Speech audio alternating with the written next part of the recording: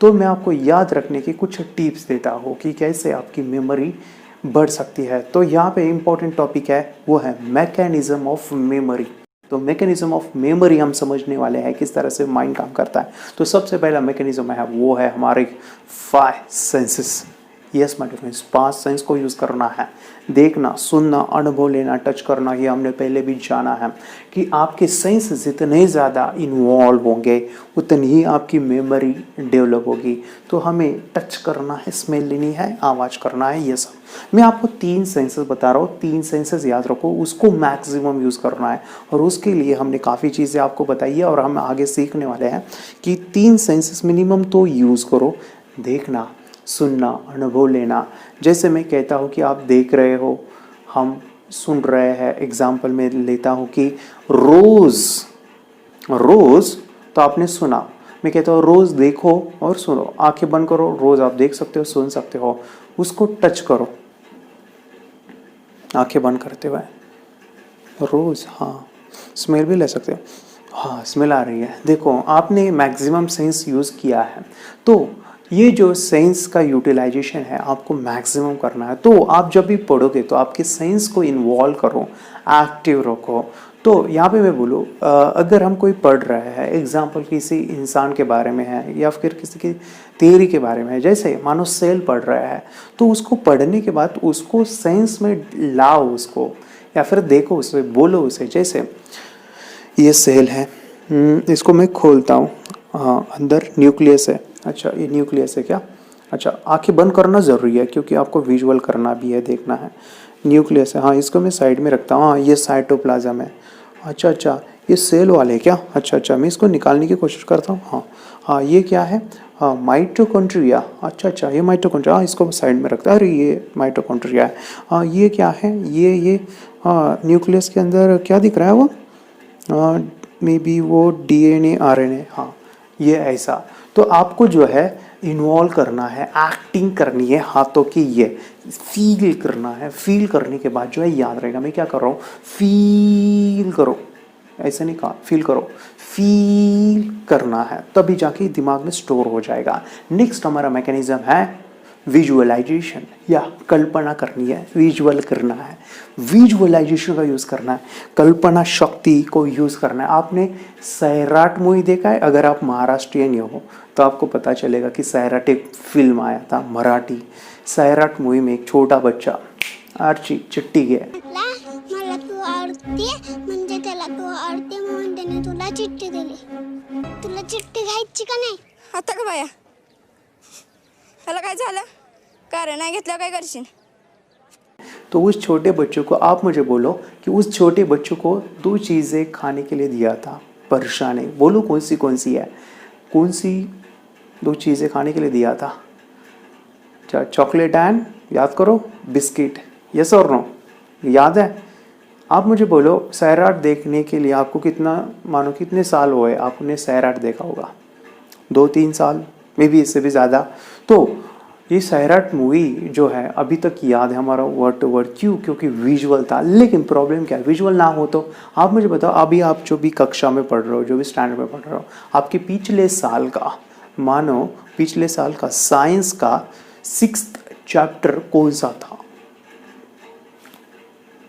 याद नहीं आएगा, आपके दिमाग में नहीं आएगा। तो ये क्यों हुआ? क्योंकि वो याद नहीं रहता, क्योंकि वो विजुअल नहीं था, हमने उसको पढ़ा था।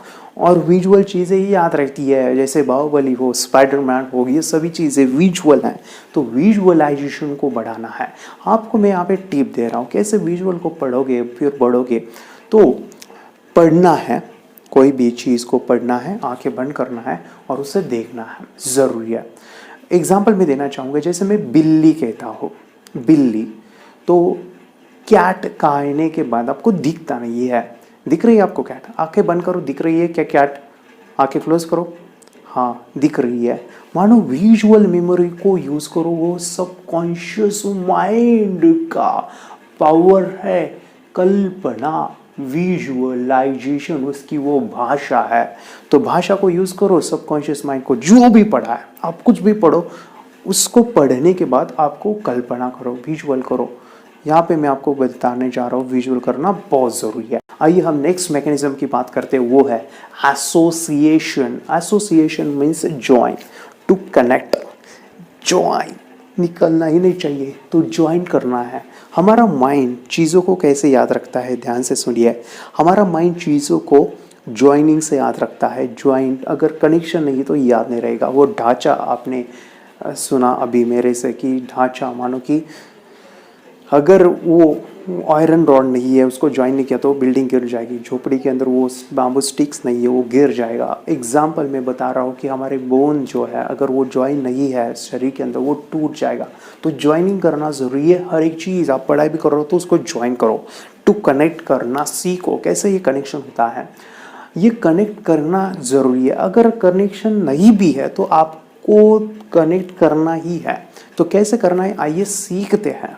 जैसे मैं आपको बता दूं, आप मुझे बोलो कि अगर मैं ज्वाइन करने के लिए कहता हूँ बॉटल, बॉटल आपके दिमाग में कौन से कलर की आ रही है? एग्जाम्पल मेरी कलर की आ रही है रेड। रेड, अच्छा मेरे दिमाग में रेड आ रहा है। रेड कलर का और क्या होता है? हाँ, टमाटर होता है। अच्छा, टमाटर का हम क्या करते हैं? टमाटर का सब्जी बनाते हैं। चलो, सब्जी और कौन सी चीज़ से बनती है? सब्जी बनती है जैसे मानो कि कोई भी, जैसे स्पिनच, पालक और भी एक सब्जी। और पालक कहाँ मिलती है? दुकान में। कौन सी दुकान में मिलती है? जैसे हमारे यहाँ पे मॉल में मिलती है। चलो मॉल में, कौन सा मॉल? जैसे रिलायंस मॉल। और क्या मिलता है रिलायंस मॉल में जो है? मानो कि वहाँ पे इलेक्ट्रिशियन स्टेशन भी होता है, उसमें टेलीविज़न मिलता है, LED टीवी। अच्छा, कौन सी कंपनी की? LED TV Samsung. सैमसंग का क्या होता है? सैमसंग का मोबाइल होता है। अच्छा, मोबाइल किसके लिए होता है? फ़ोटो खींचने के लिए। अच्छा, फ़ोटो किसका खींचोगे आप? माउंटेन का। माउंटेन का फ़ोटो खींचोगे। माउंटेन के ऊपर होता क्या है? माउंटेन के ऊपर पेड़ होते हैं। पेड़ जो है उसके ऊपर क्या होता है? पेड़ के ऊपर बंदर होते हैं। अच्छा, मंकीज़। मंकी क्या करते हैं? मंकी तो जू में होते हैं। अच्छा, जू में, जू कहाँ पे है? जू वो जो हमारे सिटी में होता है। चलो आप मुझे बोलो, ये जो कनेक्शन हमने किया उसका कुछ मानो कि रिलेशंस था? शायद नहीं। बॉटल और जू कोई रिलेशन है, लेकिन ये बॉटल आपको जू तक छोड़ देगी। कैसे? अगर मैं कहता हूँ बॉटल तो क्या याद आएगा? रेड। रेड से क्या याद आएगा? बोलो। हाँ, टमाटर। टमाटर से क्या याद आएगा? सब्जी। यस, सब्जी से याद आएगा वो स्पिनच, पालक। अच्छा, पालक से क्या याद आएगा? मानो कहाँ मिलता है? वो मिलता है मॉल में। अच्छा, मॉल में क्या मिलता है? अच्छा, टेलीविज़न। कौन सा? मे बी आपको याद नहीं आ रहा है तो सैमसंग, मैं आपको याद दिलाता हूँ। या सैमसंग का क्या होता है? मोबाइल। मोबाइल क्या करता है? फोटो। किसका? माउंटेन का। क्या होता है? ट्री। हाँ, ट्री के बाद मंकी कहाँ पे? अच्छा, जू में। जू हमारे सिटी में। चलो, ये कनेक्शन कुछ था नहीं, हमने क्या किया? एसोसिएशन। यस, इसे कहते हैं association, to connect, to join. यह हमारा थर्ड मैकेनिज्म है मेमोरी का। तो ये मेमोरी इससे बढ़ती है एसोसिएशन से, कनेक्शन से। जैसा मेरा सरनेम है दही हंडे। क्या नाम है? दही हंडे। क्या है? एसोसिएशन करोगे दही हंडे, दयाचे हंडे, दही हंडे। तो एसोसिएशन, दही के हंडे मेरे सिर के ऊपर डाल दो, फूट जाएगा सिर मेरा। तो दही हंडे, तो ये एसोसिएशन है। तो ऐसे आपको एसोसिएशन करने होते हैं। तो यहाँ पे हम नेक्स्ट जो मैकेनिज्म है वो समझने वाले हैं। ये तो बहुत मज़ेदार है, इसको देखो। ये देखो। ये भी देखो। ये भी देखो। और ये तो देखना ही है। इसे कहते हैं क्रिएटिविटी। इलॉजिकल। इलॉजिकल क्या कहते हैं? इलॉजिकल। इलॉजिकल मेरी आंखों में देखो, क्या कहते हैं? इलॉजिकल। इलॉजिकल है आपका दिमाग, इलॉजिकल से ही काम करता है। आपके दिमाग जो है इलॉजिकल चीज़ें ही समझता है। आपका दिमाग जो है इलॉजिकल ही समझता है। इलॉजिकल नहीं है तो याद नहीं रहेगा। ये आपको मैं बता दूँ, आप अगर सब्जी खाते हो, मानो खाना खाते हो, तो आप मुझे बताओ कि कल रात को आपने कौन सा खाना खाया था? बोलो। अच्छा, आप मुझे बताओ, आज है, मानो एग्जाम्पल आज है मंडे, आप पिछले मंडे कौन सा खाना खाया था रात के समय में? याद नहीं आएगा। या फिर 1 साल पहले, या फिर ये नहीं याद आएगा। क्यों? क्योंकि वो लॉजिकल था, इलॉजिकल नहीं था। इलॉजिकल ही हमारा ब्रेन याद रखता है। इलॉजिकल क्रिएटिविटी ये हमारी सबकॉन्शियस पावर है। याद रखो, मैं बता रहा हूँ, उसे ध्यान से सुनो। मैं जो यहाँ पे बता रहा हूँ ध्यान से समझो, इम्पोर्टेंट है बहुत बहुत बहुत। आंखें फाड़ के देखो मुझे अभी। 24 घंटे के अंदर लॉजिकल चीज़ें हमारा माइंड याद नहीं रखता। 24 घंटे हमारा माइंड लॉजिकल चीज़ें याद नहीं रखता। इलॉजिकल चीज़ें ही हमारा माइंड स्टोर करता है। इलॉजिकल, इलॉजिकल, क्रिएटिव, क्या कह रहा हूं मैं, क्रिएटिव, इलॉजिकल, बस मेमोरी खत्म। इलॉजिकल करना है, इलॉजिकल समझ रहे हो क्या होता है? आपको फनी बनाना है, अलग बनाना है, नया बनाना है, कुछ तो भी पागल करना है। पागल, यस, पागल लोग इतिहास क्रिएट करते हैं और जो होशियार होते हैं इतिहास पढ़ते रहते हैं। तो बी क्रेजी, पागल बनो, पागल पागल पागल। पागल नहीं है तो आप मानो इलॉजिकल नहीं हो, और इलॉजिकल इतिहास क्रिएट करते हैं। यस माय डियर फ्रेंड्स, आपको इलॉजिकल बनाना है। आपका जो माइंड है वो इलॉजिकल चाहिए, आपको इलॉजिकल चीज़ें ही पसंद आती है। जैसे आपके कंप्यूटर में काफ़ी सारी फिल्में आप स्टोर करना चाहते हैं। कौन सी फिल्में आपको असल अच्छी लगती है? जो भी मानो उसमें बहुत फाइटिंग है, उसमें बहुत कॉमेडी है, उसमें बहुत मसाला है, वही फिल्में अच्छी लगती है जो लॉजिकल है।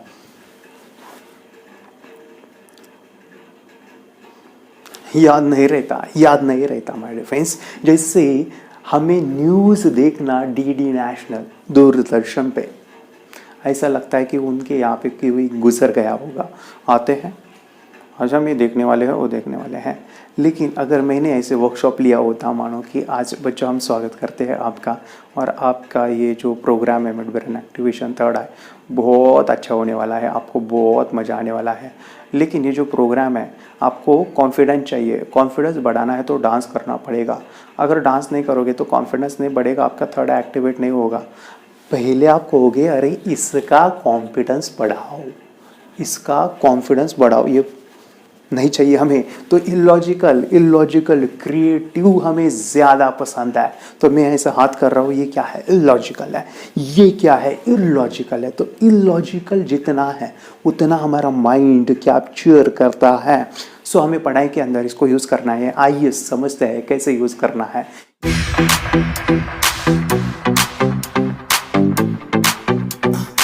आपका बच्चा 5 से 15 साल का है। मैं चाहता हूँ कि आपकी बच्चे की थर्ड आई खोल दीजिए। आपकी बच्चे की कोई भी समस्या है, जैसे टीवी, मोबाइल, या फिर पढ़ाई में कमज़ोर है, या फिर बहुत गुस्सा करता है, या फिर बहुत ज़िद्दी हो चुका है, कोई भी समस्या है, तो उसकी थर्ड आई, दिव्य चक्षु, डिवाइन आई, आज्ञा चक्र, पीनियल ग्लैंड खोल दीजिए, एक्टिवेशन कीजिए। 5 फायदे मैं बता रहा हूँ, 5, ध्यान से सुनिए। पहला है, आपके बच्चों को लाइफ टाइम दिखेगा, आंखें बंद करके और लिखेगा, पढ़ेगा, उसको लाइफ टाइम दिखने वाला है। जैसे झांसी की रानी आंखें बंद करके लड़ाई करते थे, सम्राट अशोक, एग्जैक्टली हमारे बच्चों को एक आंख मिलने वाली है, तीसरी आंख, जो उसको लाइफ टाइम मानो की आंख। सेकेंड जो फ़ायदा है, आपके बच्चे का मेमोरी एंड कंसंट्रेशन पावरफुल होगा। जैसे आंखें बंद करके जब वो रीडिंग करते हैं, राइटिंग करते हैं, तो वो अपने राइट ब्रेन इमेजिनेशन का यूज़ करते हैं, कल्पना शक्ति। और आंखें बंद है, किताब पढ़ रहे हैं, बुक को हटा भी दीजिए, तभी भी उनको दिखता है। उनकी फोटोग्राफिक मेमोरी बहुत ज़्यादा स्ट्रांग होती है। ये मैं नहीं कहता हूँ, स्वामी जी क्या कहते हैं, सुनिए। आंख बंद करके भी चीजों को देख सकते हैं, और बहुत जल्दी एक बार चीजों को देखा और फिर स्टोर हो जाएगा डेटा। तो जो मैं कई बार कहा करता था ना कि एकाग्रता इतनी ज्यादा होनी चाहिए कि सारी चीजें आपके ब्रेन में स्टोर होती चली जाए। इसका पूरा साइंस जो है लगा कि जैसे हमारी बाहर की 2 आंखें, ऐसे हमारी पिनियल जो ग्लैंड है वो भी आंख की तरह ही काम करता है, लेकिन वैसे दृश्य उसमें लेंस ऐसा नहीं होता है जिसमें ये होता है, ऐसा होता है। तो खैर इसके ऊपर तो अभी बहुत शोध चल रहा है पूरी दुनिया में, और भारत में ये साइंस अभी 2013 में ही 2013 में ही करीब ये इंट्रोड्यूस हुआ इस तरह का प्रयोग कि बाद में तो इतनी प्रैक्टिस हो जाती है कि एक पेज ऐसे सामने रखा और वो पूरा स्कैन हो जाता है, जैसे मशीन में भी तो स्कैन होता है, ऐसे ही स्कैन हो जाता है ब्रेन में। बाकी हम बहुत पहले ऐसे सुनते थे कि शिव जी को तीसरी आंख थी, हर आदमी की तीसरी आंख है, अजय चक्र में तीसरी आंख होती है, ऐसा सब सुनते रहते थे। तो मुझे लगता है इन चीजों को और बढ़ाया जाए तो बहुत दूर तक हम लोग जा सकते हैं। थर्ड जो फायदा है, आपके बच्चे का चश्मा निकलने वाला है। आपके बच्चों को कभी चश्मा नहीं लग सकता, क्योंकि इस प्रोसेस में मेडिटेशन, आई एक्सरसाइज, त्राटक, ब्रेन एक्सरसाइज होते हैं, जिस वजह से बच्चे की आंखों की रोशनी बढ़ती है और हम अपने बच्चे की भविष्य की चिंता करते हैं। आपके बच्चे की आंखें सुरक्षित रहने वाली है थर्ड आई से। चौथा फायदा है कि आपके बच्चे का कॉन्फिडेंट बढ़ता है। यस, उसका जो कॉन्फिडेंट है, मानो मेरे काफ़ी स्टुडंट है वो स्कूल में वन ॲक्ट शो दिखाते हैं। छान, त्याच्यासाठी क्लॅप वाजूया. एक बरोबर सांगतो. छान. आता हे आहे आणि हे सांग काय आहे? आर. Wow, R. मेरे काफ़ी सारे स्टूडेंट है वो न्यूज़पेपर में गए हैं। यस, उनका फोटोग्राफ न्यूज़पेपर में आया है। इतना ही नहीं, मेरे काफ़ी सारे स्टूडेंट वो मीडियाज़ में गए हैं, टीवी प्रोग्राम में गए हैं। आपके बच्चे के बारे, आपके बच्चे का डर है, वो घबराता है, तो सिखाइए। आंखें बंद करके कोई मेहमान आए तो दिखाइए उसका कॉन्फिडेंस, उसकी स्किल बढ़ाइए। पांचवा फ़ायदा मैं बता रहा हूँ, इसके लिए करना है थर्ड एक्टिवेशन, जो है हमारे फेस करना है, क्योंकि हमारे 5 सेंस एक्टिवेट होते हैं। यस, देखना, सुनना, टच करना, स्मेल करना, टेस्ट करना, ये इतने एक्टिवेट होते हैं। स्मेलिंग से बच्चा किताबें याद करता है, या फिर टच से किताबें पढ़ता है, फ्लिप करके पूरे के पूरे किताब पढ़ लेता है। ये जो पावर है, इसके लिए करना है, उसके सेंसरी डेवलपमेंट कीजिए। हमारे जो इनपुट्स है, जिसे ज्ञान इंद्रिय कहते हैं, जैसे आटा होता है, उससे हमें चपाती बनानी है, 10 चपाती बनानी है। मानो कि आपके पास आटा बहुत कम है और आपको कहा गया कि आपको 10 चपाती बनानी, तो आप चाहे वैसे बना नहीं सकते हो, क्योंकि इनपुट आपको कम मिला है। एग्जैक्टली जो ज्ञान का इंद्रिय है, मानो कि सेंसेस है, अगर वो कम इंफॉर्मेशन हम लेते हैं तो पूरा ज्ञान नहीं ले सकते। जैसे हम स्मेलिंग का यूज़ पढ़ाई में नहीं कर रहे हैं, टच का यूज़ पढ़ाई में नहीं करते हैं, आवाज़ का यूज़ पढ़ाई में नहीं होता है, लेकिन ये जो बच्चे हैं सेंसरी डेवलपमेंट होते हैं। सुनिए, ये लड़का तैयारी कर रहा है अपने ब्लाइंड फोल्ड एक्ट्स की। चलिए देखते हैं कि ये ब्लाइंड फोल्ड होकर क्या क्या करता है। वाह, हर बॉल को परफेक्टली कैच कर रहा है। ओहो सुपर यार, फर्राटे से स्कूटर चला रहा है। और तो और सबसे OMG वाली बात, सुई में धागा डाल रहा है। पर कैसे भाई, कैसे? गाइस, ये कोई मैजिक नहीं है और ना ही कोई ट्रिक है। एक्चुअली जीत ने अपनी कड़ी मेहनत से जीत हासिल की है, मिड ब्रेन एक्टिवेशन टेक्निक से, जिसकी वजह से बंद आंखों में भी इतना ब्रेन एक्टिव हो जाता है कि वो सब काम कर लेता है जो हम खुली आंखों से भी नहीं कर सकते। हमने बात की जीत के टीचर भरत पटेल से, जो एक सर्टिफाइड न्यूरो फीडबैक ट्रेनर हैं और माइंड ट्रेनिंग और काउंसलिंग भी करते हैं। उनका सेंस के ऊपर जबरदस्त कंट्रोल, एक सेंस को बाईपास करो तो दूसरे सेंस से वो परफॉर्म कर सकता है। मिड ब्रेन एक्टिवेशंस जो है, जिसको हम दूसरी लैंग्वेज में अगर बोला जाए तो सुपर सेंसरी डेवलपमेंट, हम हमारे हर सेंस को सुपर पॉइंट ऑफ व्यू से डेवलप करते हैं। आपके बच्चों को ये सिखाने वाला हो, आप घर बैठे इस प्रोसेस को सीख सकते हैं, आप खुद इस प्रोसेस को जान सकते हैं। आपके बच्चों को मैं सिखाने वाला हूँ, 10 लाख बच्चों को मेरा मिशन है सिखाने का, और ये सीखने के लिए आपको हज़ारों रुपए देने की ज़रूरत नहीं है। आप घर बैठे ये सभी चीज़ें आसानी से सीख सकते हैं। तो देर ना कीजिए, अभी नीचे दिए नंबर पे फ़ोन कीजिए और आप ये सभी चीज़ें घर बैठे सीखिए। कहाँ जाने की ज़रूरत नहीं है, बस नीचे दिए नंबर पे कोई भी क्वेश्चन है तो हमें कॉल कीजिए, हमारा जो टीम है आपको हेल्प करेगा। तो आपको मैं बताऊं, मेरी बेटी 4 साल की है और वो आंखें बंद करके कार्ड्स को पहचानती है। मुझे बहुत खुशी होती कि उसका मैं करियर इसी चीज़ में करना चाहता हूँ। तो आपके बच्चे का भी करियर आप बना सकते हैं। थर्ड आई, ये जो साइंस है, इसको समझिए। आप और जानकारी के लिए आप YouTube चैनल सर्च कर सकते हैं और अपनी बच्चे की ज़िंदगी बदल सकते हैं। ये मैं नहीं कहता हूँ, पेरेंट्स क्या कहते हैं, सुनिए। ह्याबद्दल मी हेच सांगू शकते की लहान मुलं हे अगदी निरागस असतात आणि त्यांच्यामध्ये कुठल्याही विकार नसतात या स्टेजला डेव्हलप झालेले। 0 थॉट्स लेवलला मुलं सबकॉन्शियस लेवलला जाऊन अशा पद्धतीने काहीही वाचू शकतात, ओळखू शकतात, कलर सांगू शकतात आणि हे याबरोबरच त्यांची स्मरणशक्ती वाढण्यास मदत होते, एकाग्रताही वाढते आणि हे त्यांच्यासाठी खूप चांगलं आहे. भविष्यात त्याचा काही फायदा होतो का? भविष्यात म्हणजे स्मरणशक्ती ही कायमस्वरूपी राहते आणि मुलांचं अभ्यासातही गोडी वाढते. शिवाय TV, मोबाईल हे जे काही सवयी आहेत त्याही मुलांच्या हळूहळू कमी होतात.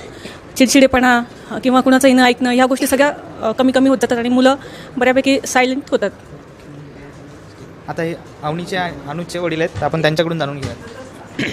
याचा बेनिफिट म्हणजे त्यांच्या आयुष्याला असा आहे, अभ्यासात त्यांचं कौशल्य वाढेल, त्यांचं स्किल वाढेल आणि ज्या गोष्टी त्यांना इंटरेस्ट आहे त्याच्यात ते चांगल्या पद्धतीने प्रावीण्य करतील. याच्यात म्हणजे पॉझिटिव्ह थॉट्स असतात. मिड ब्रेन म्हणजे हे अंतर्मनांचा खेळ आहे सगळा. आपलं सबकॉन्शियस माइंड डेव्हलप केलं जातं. शास्त्रात सांगितल्याप्रमाणे जे चक्र असतात आपल्याला, ते चक्र सगळे जागृत केले जातात. आपण पाहिलेलं आहे स्वामी विवेकानंदांनी सुद्धा असेच पुस्तकं त्यांचे पाठ करायचे. एकदा का त्यांनी सगळं पुस्तक पाहिलं की कुठल्या पानावर काय आहे ते सगळं स्वामी विवेकानंदांना लक्षात राहायचं. त्याच पद्धतीने स्वामी विवेकानंदांनी अभ्यास केला. आपले साधू मुनी संत हे पण ह्याच तपस्या, ह्याच शक्तीचा वापर करून दूरदूरच्या गोष्टी बघायच्या. नमस्ते, मेरा नाम विद्या है.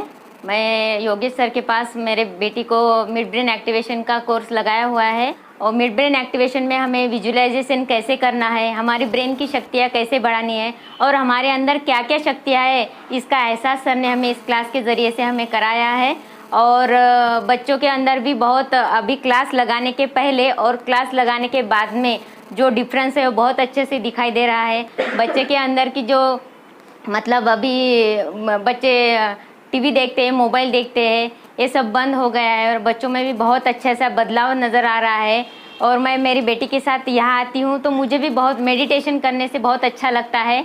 और सभी पेरेंट्स की ये शिकायत रहती है कि बच्चों के फ्यूचर के बारे में बहुत ज़्यादा सेंसिटिव हो जाते हैं.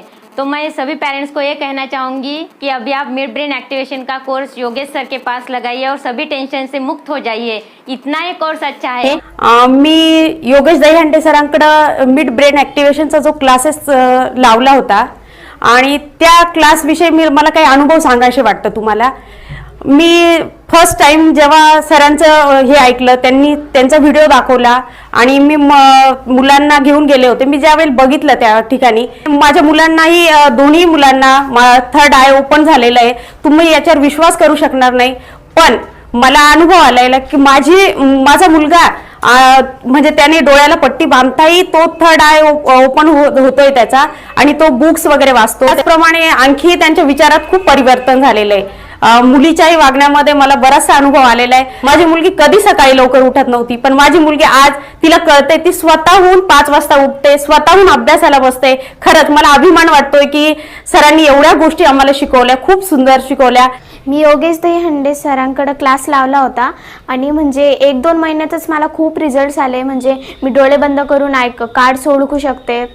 माझ्या स्वभावामध्ये पण खूप परिवर्तन झालं आहे. पहिले म्हणजे आम्ही थोडं भांडत होतो, म्हणजे मी आणि माझं भाऊ तर एवढं आमच्या दोघांचं पटत नव्हतं पहिले. पण आता जेव्हापासून आम्ही योगेश दहीहंडे सरांकडे क्लास लावला तेव्हापासून आमच्या दोघांचं खूप जमतं. आमची खूप गट्टी जमली आहे. आम्ही आईचं पण खूप ऐकतो. आई पण आम्हाला खूप प्रेम करते. मी जेव्हापासून योगेश सरांकडे हा मिड ब्रेन ॲक्टिव्हेशनचा क्लास चालू केला तेव्हापासून माझ्यामध्ये खूप काही बदल जाणवले. माझ्या भावातही जाणवले तसे बदल. माझा कॉन्फिडन्सही वाढला. परत माझी जी स्कूलमध्ये जी स्कोरिंग होती ती सुद्धा खूप वाढली. आता इवन मी जो माझा थर्ड रँक यायचा तो आता माझा फर्स्ट किंवा सेकंड सुद्धा रँक यायला लागलाय. मला घरी सुद्धा माझ्या आई वडिलांचं असं म्हणणं आहे, जेव्हापासून तू योगेश सरांकडे या क्लासला जायला लागली तेव्हापासून तुझा असा स्वभाव सुद्धा वेगळा झाला आणि तुझा आणि कानाचं जे भांडणं व्हायचे ते सुद्धा कमी झाले. सर्वांचं ऐकायला लागली. जी एकमेकांबद्दल जी रिस्पेक्ट असती ती सुद्धा राहायला लागली. म्हणजे प्रत्येक गोष्टी चेंज झालाय. म्हणजे लाईफच आपली चेंज झाली असं वाटतं. पण जेवढं योगेश सरांना धन्यवाद तेवढं कमीच असं वाटतं.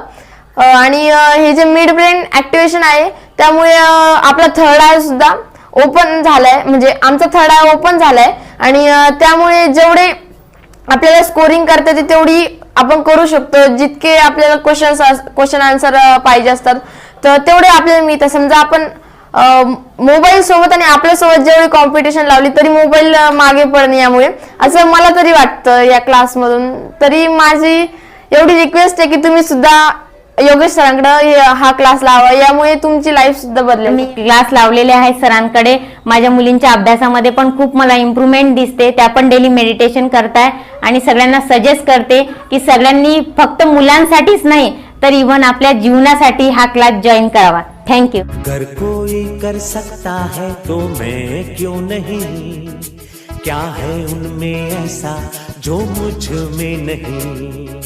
झांक ले अपने भीतर खुद से आ पूछ ले, कैसी चाहिए जिंदगी खुली आंखों से देख ले. मुट्ठियों को खींच गए, सांसों को खींच गए, मुट्ठियों को खींच गए, सांसों को खींच गए, सबसे टकराने को शिखर पर